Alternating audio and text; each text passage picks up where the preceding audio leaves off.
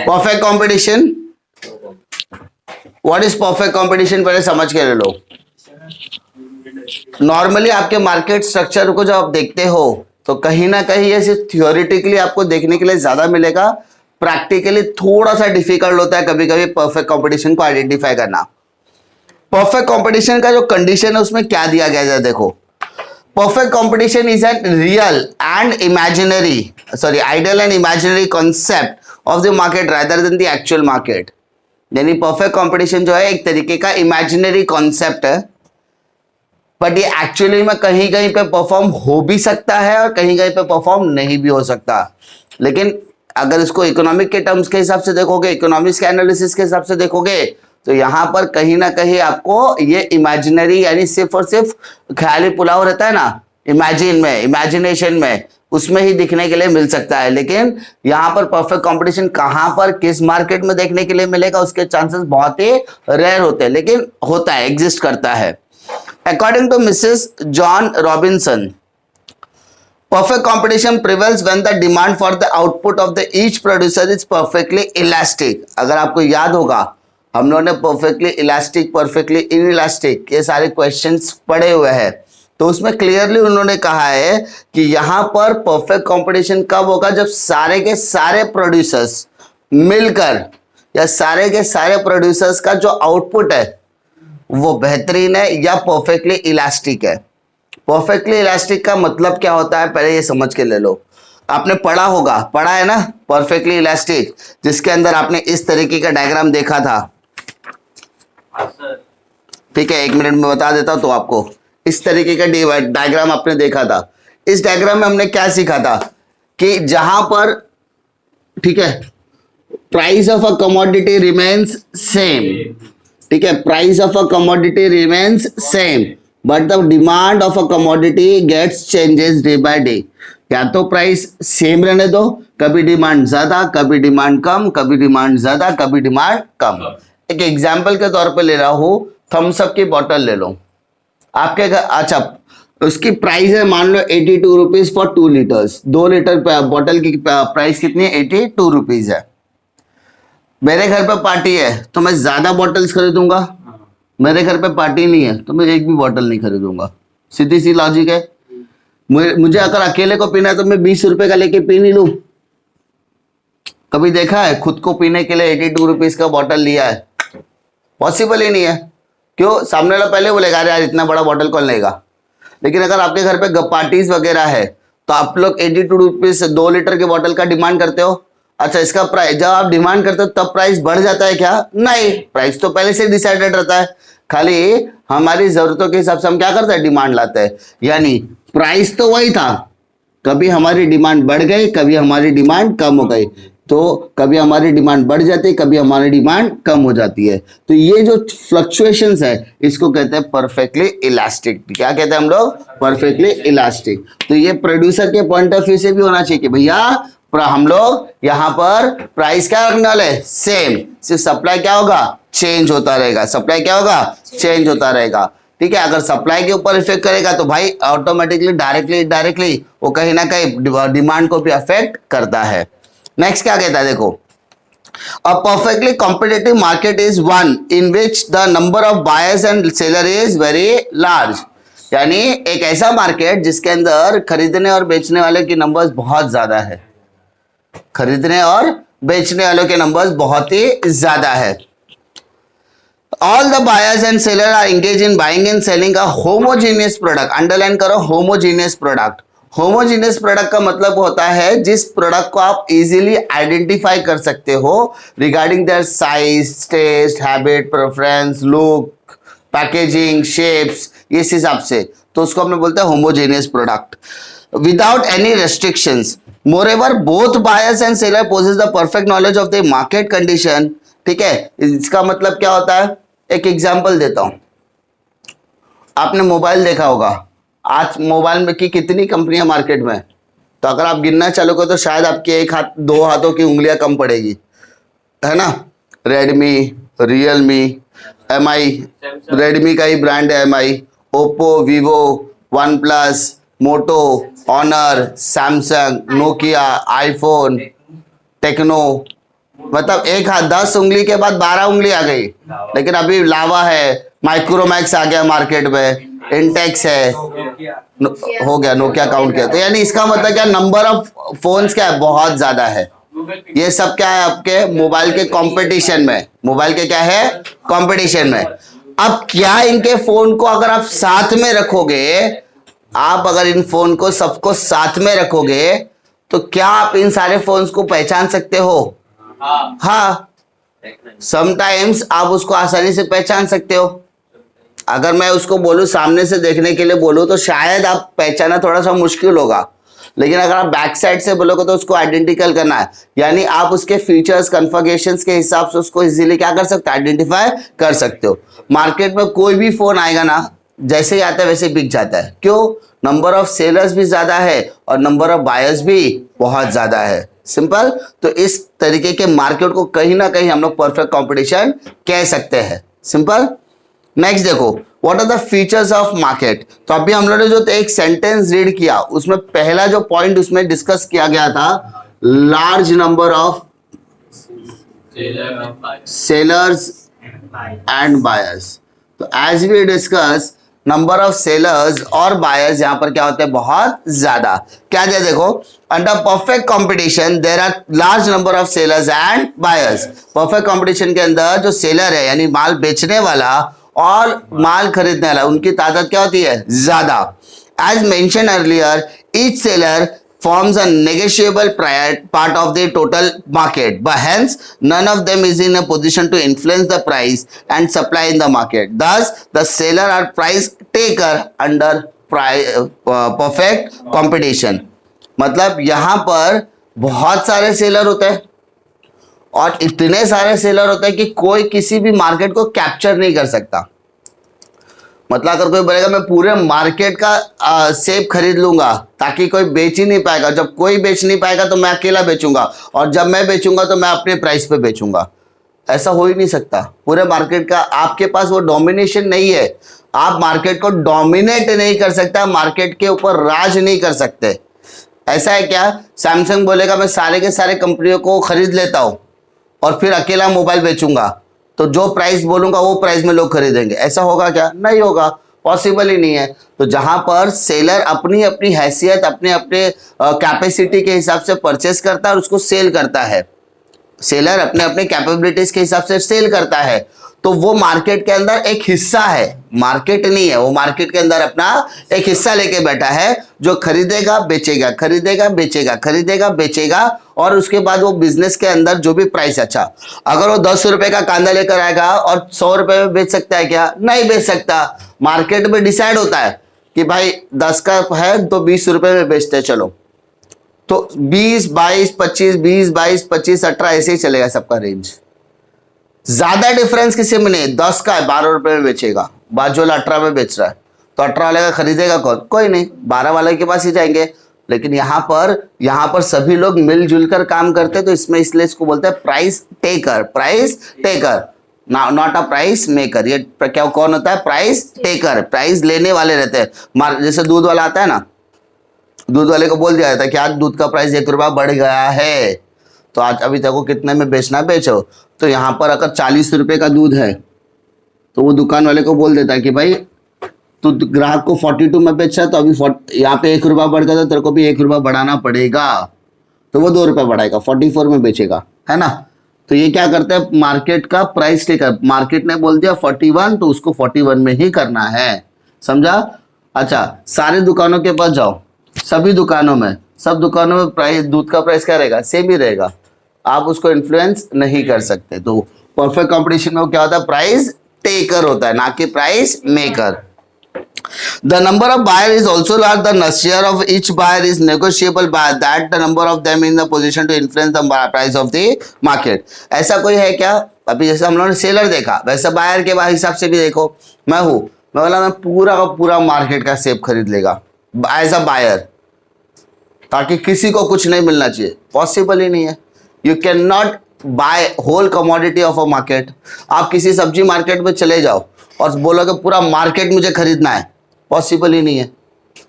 आप अकेले बायर नहीं हो और आप अकेले पूरे मार्केट को खरीद नहीं सकता, लेकिन हाँ उस मार्केट में डिमांड करने का एक हक आपको है, उसको बोलते हैं share of a buyer. Share of a buyer, आप जाओगे बोलोगे 1 किलो कांदा दे, तो वो 1 किलो कांदा आपने डिमांड किया, तो डिमांड मतलब कंज्यूमर बिहेवियर, तो आपका वो एक किलो कांदा जो होगा वो मार्केट डिमांड का एक हिस्सा बन जाएगा। ठीक है, नेक्स्ट आ जाओ बेटा, होमोजेनियस प्रोडक्ट।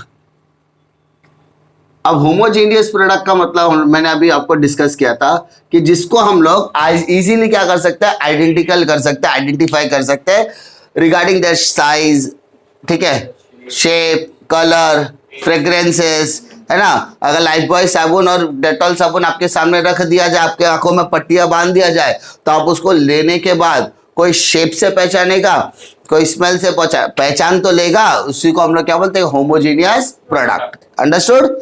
उसके बाद third, free entry and exit. भैया परफेक्ट कंपटीशन क्या कहता है, माल बेचना है, आओ बेचो निकल जाओ। परफेक्ट कंपटीशन में कोई किसी को रोक नहीं सकता। ठीक है, आपके आने और आपके जाने पर कोई रेस्ट्रिक्शन है ही नहीं। क्यों? क्योंकि इसमें बिजनेस का या मार्केट का हिस्सा बनने के लिए कोई रजिस्ट्रेशन या लाइसेंस लेने की जरूरत नहीं होती, पहला चीज। दूसरा, अभी सपोज आप लोग पढ़ाई लिखाई करोगे तो ऑब्वियसली आप जिंदगी में एक अच्छे मुकाम पर पहुंचोगे, लेकिन जो आलसीपना करेगा, जो बोलेगा अरे पढ़ लेंगे, 5 महीना बाकी है, 4 महीना बाकी है, 3 महीना बाकी है, 2 महीना बाकी है, आराम से पढ़ लेंगे, परसों पेपर है ना तो कल पढ़ लेंगे, दिन भर बैठ के, रात भर बैठ के पढ़ लेंगे, कुछ ऐसे भी मारुति होते हैं, तो वो क्या करेगा मालूम है, भाजी बेचेंगे। क्यों? जिंदगी में कुछ नहीं किया तो वो भाजी बेचेगा, नहीं तो रिक्शा साफ करेगा, रिक्शा धोएगा, रिक्शा चलाएगा, टैक्सी चलाएगा, नहीं तो बाइक धोएगा, नहीं तो रिपेयरिंग वगैरह करेगा। तो ऐसे बंदे जो रहते हैं ना, वो कभी भी आ सकते हैं और कभी भी जा सकते हैं। उसका मेन मकसद क्या है, उसका मन क्या, मैं तो पढ़ाई लिखाई किया नहीं, चलो मैं गाड़ी का मैं कांदा बटाटे का ठेला डाल देता हूँ, तो वो उसको उस मार्केट में बेचने से पहले, उस मार्केट में बेचने से पहले वो आ गया। अच्छा, आ गया तो उसको कोई रजिस्ट्रेशन की जरूरत नहीं है, और उसका मन करेगा अरे पैसा बहुत कमा लिया, अभी मैं जाता हूं, बंद करके चला गया। मतलब उसके दुकान खोलने पर भी कोई रेस्ट्रिक्शन नहीं है और दुकान बंद करने पर भी, उसका बिजनेस स्टार्ट करने पे कोई रेस्ट्रिक्शन नहीं है तो बिजनेस बंद करने पे भी कोई रेस्ट्रिक्शन नहीं होगा। मतलब आप जब परफेक्ट कंपटीशन में जब किसी चीज के लिए उतरते हो तो उस पर आपको किसी भी तरह के रजिस्ट्रेशन लाइसेंस की रिक्वायरमेंट नहीं होती है, यानी वहां पर ऐसे कंपटीशन में आपके आने और जाने पर कोई सवाल पैदा नहीं किया जाता। ठीक है, आपका मकसद क्या है, प्रॉफिट कमाना, आओ बेचो और प्रॉफिट कमाओ, निकल जाओ, खत्म हो गया बात। There is no restrictions. उसके बाद fourth, single price. Single price का मतलब होता है आप जो कमोडिटी बेचोगे वो प्राइस का होगा, सिंगल प्राइस रहेगा। मतलब क्या, डिमांड और सप्लाई। डिमांड मतलब कंज्यूमर डिमांड करेगा, प्रोड्यूसर सप्लाई करेगा, एक डिसाइडेड प्राइस रहता है। एक प्राइस क्या रहता है, डिसाइडेड, जिसे हम लोग एमआरपी बोलते हैं। अच्छा, मैं एमआरपी है, ये बुक का प्राइस अगर मेरा 65 रुपीज है, 65, तो क्या इसको मैं 68 में बेच सकता हूँ? नॉट। 60 में बेच सकता हूँ? नहीं। तो इस कमोडिटी का प्राइस क्या है, सिंगल, क्योंकि मैं क्या बोल रहा हूँ, मैं I am the price taker, मैं परफेक्ट कंपटीशन में हूँ तो मैं प्राइस टेकर हूँ। तो प्राइस लेने वाला मतलब सबका प्राइस क्या रहना चाहिए, ऑलमोस्ट सेम होना चाहिए। तो यहां पर जो परफेक्ट कंपटीशन के सेलर्स होते हैं वो ऑलमोस्ट कौन से प्राइस पे काम करते हैं, सिंगल प्राइस पे काम करते हैं। ठीक है, उसके बाद perfect knowledge of a market. Next क्या आता है बेटा, परफेक्ट नॉलेज, मतलब आपको नॉलेज का होना चाहिए, किसका नॉलेज होना चाहिए, मार्केट का। अभी इसमें बायर को भी नॉलेज होना चाहिए और सेलर को भी नॉलेज होना चाहिए। कैसे बायर और सेलर दोनों को नॉलेज हो सकता है? पहला चीज, अगर आप मोबाइल खरीदने जा रहे हो, ठीक है, तो मोबाइल खरीदने के लिए आपने कोई दुकान में एंटर किया, उस दुकान में जाने के बाद वो आपको पहला सवाल पूछेगा, नमस्कार सर जी, आपको क्या खरीदना है? तो आप बोलेगे हमें एक मोबाइल खरीदना है। तो आपको मोबाइल कितने का खरीदा, आपको बजट पूछेगा, तो आप बोलेगे मेरे को, मेरा बजट 6,000 रुपए से लेके 8,000 रुपए तक है। तो आपके सामने 6-7 पीस निकालेगा, ठीक है, वो आप ले गए और उसके बाद वो लाइट के नीचे से सेल्फी खींचोगे तो आपको जो ब्लैकिश चेहरा रहेगा वो भी व्हाइटिश दिखेगा, क्योंकि भाई डेमो है ना, डेमो में सब, और वही करिया वाला इंसान घर पे आके फोटो खिंचाएगा तो अरे ससुरा इधर तो हम लोग व्हाइट दिख रहा था, या तो करिया दिख रहा है। तो ऐसा कब होता है? क्योंकि वहां पे डेमोन्स्ट्रेशन होता है। लेकिन वो दुकानदार बेचने वाला है, बहुत चालाक होता है, वो बोलता है सर जी अगर आप 2000 रुपए का बजट बढ़ाए ना, आपको इससे बेहतर फोन देता हूं मैं। आप कैमरा के, क्योंकि जो कैमरे के लिए खरीदता है वो पहले सेल्फी खींचेगा, वो बाकी कुछ पूछेगा नहीं। आपको नॉलेज है, आप बोलोगे कि आप, वो पूछेगा आपका बजट क्या, तो आपने बजट बता दिया। अच्छा आपको क्या क्या रिक्वायरमेंट है, कोई कोई दुकानदार सेलर ये पूछता है आपको क्या क्या रिक्वायरमेंट है, तो वो रिक्वायरमेंट के हिसाब से क्या पूछेगा वो, सर मेरे को रैम चाहिए 6 GB का रैम चाहिए, 8 GB का रैम चाहिए, 12 GB का रैम चाहिए, ठीक है, मेरा प्रोसेसर मुझे ये चाहिए, तो हम खुद बताते, तो वो हमारे हिसाब से निकालता है। तो इसका मतलब बायर को क्या है, नॉलेज है। अब सेलर क्या करेगा, बेचने के टाइम पे वो सब बताएगा कि भाई ये है, ये डेमो है, इतना रैम है, इतना रोम है, इसका इंटरनल मेमोरी इतना, इतना एक्सटर्नल मेमोरी है। तो आपके सामने माल क्या रख दिया, आप उसको देखोगे, डेमोन्स्ट्रेशन करोगे, उसके बाद बोलेगा सर अगर आप 2000 रुपए का फोन है तो एक मस्त फोन ओप्पो का आया, नया नया लॉन्च हो रहा है अगले हफ्ते, लेकिन हमारे पास डेमोन्स्ट्रेशन के लिए आया, आप देखो बहुत अच्छा है, बुकिंग करके जाओ, बहुत वगैरह बहुत बढ़िया है, कर दिया। ये जो बंदा 8000 का खरीदने के लिए आया तो कितने में खरीद रहा है, 12000 में फोन खरीद के जा रहा है, 12, 13, 14 में खरीद के जा रहा है। तो ये क्या है, जो सेलर है उसको भी मार्केट के बारे में पता है कि कस्टमर को क्या चाहिए, कस्टमर को कैसे करना है, क्योंकि उसको मार्केट के बारे में नॉलेज है। और दूसरा जो बायर है वो खरीदने वाले के पास भी नॉलेज होना चाहिए। मान लो अगर किसी के पास नॉलेज नहीं है तो 6-7 हजार वाला फोन खरीद के आ तो जाएगा, लेकिन हर 6 महीने में उसको दिक्कत होगा। क्यों? क्योंकि जिसका प्रोसेसर, जिसका रैम वगैरह ज्यादा नहीं होता, जिसका रैम ज्यादा नहीं, वही फोन सस्ते में मिलेगा, 1 GB 2 GB वाला। तो जिसका रैम कम है वो प्रॉब्लम देने ही वाला है। तो ये नॉलेज होना भी जरूरी है। आप जब मार्केट में कोई सामान खरीदने जाते हो तो आलू खरीदने जाओगे तो आलू चेक करके ही लेते हो आप लोग। कांदा खरीदा तो कांदा भी आप चेक करके, तो ईच एंड एवरी, तो बेचने वाले के पास भी नॉलेज होना चाहिए और खरीदने वाले के पास भी नॉलेज होना चाहिए। उसको बोलते हैं perfect knowledge of a market. उसके बाद perfectly mobility factor of production. जब हम लोग बात करते हैं कि फैक्टर ऑफ प्रोडक्शन की, जब हम लोग बात करते हैं तो सबसे पहले मेरे को बताओ फैक्टर ऑफ प्रोडक्शन का मतलब होता है लैंड, लेबर, कैपिटल और एंटरप्रेन्योर। लैंड, लेबर, कैपिटल और एंटरप्रेन्योर। तो इसमें क्या है, देखो there is a perfect mobility of the factor of production under perfect competition. Labour and capital are mobile not only geographically but also occupationally. मतलब ठेला है ना, ठेला आप जहां खड़ा करो वहां आपका धंधा चालू, सिंपल सी बात है। तो वहां पर आप उसको मूव कर सकते हो, एक जगह से दूसरी जगह लेके जा सकते हो। आपने अपना पैसा लगाया, उस ठेले पे लगाया, आपने उस पे इक्विपमेंट रखा, आपने उस पे सामान रखा, उस पे आपने खरीदा, उसको रखा के अब क्या कर रहे हो, बेच दो। अब चालू कर दिया आप, यानी आप लेबर हो और आपका इन्वेस्टमेंट, आपका ठेला हो गया। अब आप उसको जहां जहां लेकर जाकर बेचने की कोशिश करो, बेच सकते हो। तो उसको बोलते हैं जोग्राफिकली मूवेबल। जोग्राफिकली मूवेबल, आप आराम से उसको क्या कर सकते हैं, मोबाइल। तो यहाँ पे there is a mobility of factor of production, उसको हम लोग बोलते हैं mobility of factor of production, जहां पर हम अपने फैक्टर्स को यानी लैंड, लेबर, कैपिटल, एंटरप्रेन्योर में से ज्यादातर हिस्से को हम क्या कर सकते हैं, एक जगह से दूसरी जगह मूव करके लेके जा सकते हैं। ठीक है, नेक्स्ट देखो, absence of transport cost। absence of transport cost का मतलब क्या होता है, यहां पर ट्रांसपोर्टेशन कॉस्ट आपका देखा नहीं जाता, या यहां पर जो ट्रांसपोर्टेशन कॉस्ट होता है वो इतना कम होता है कि वो इग्नोरेंस के बराबर होता है, इग्नोर करने के बराबर होता है।